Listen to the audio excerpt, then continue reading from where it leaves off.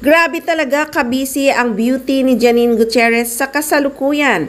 Napakaraming show na pinupuntahan.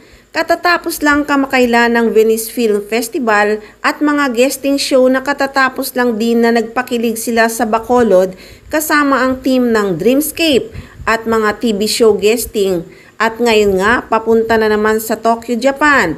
Nag-share nga si Janine sa kanyang Facebook account na papunta siya ng Tokyo para sa film festival. Share nga ng actress, "Hi everyone and most especially to everyone in Tokyo. At Pantusmia Film has one more stop before coming home and it's that Tokyo International Film Festival.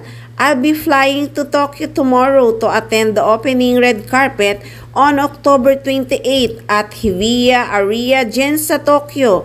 So excited to see you and be in Japan." At nag-share din siya ng link kung saan makikita ang list ng mga screening.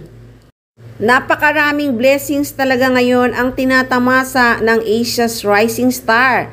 Maligayang maligaya na ang puso, napakarami pang blessings. Nako, mukhang lucky charms si Jericho Rosales ha. Kasing laki ba naman ng Lavender Fields ang pagmamahal ni Jericho Rosales para kay Janine Gutierrez. Natulog talagang may ngiti sa labi ang mga fans ng Econin. Grabe talaga ang kilig nila sa show ni Luis Manzano na Rainbow Rumble. Kahit nga si Luis Manzano talagang kinilig sa dalawa dahil sa titigan pa lang ni Janine at ni Jericho, nakakakilig na. Anyway, abangan ang updates ni Janine Gutierrez sa Tokyo, Japan.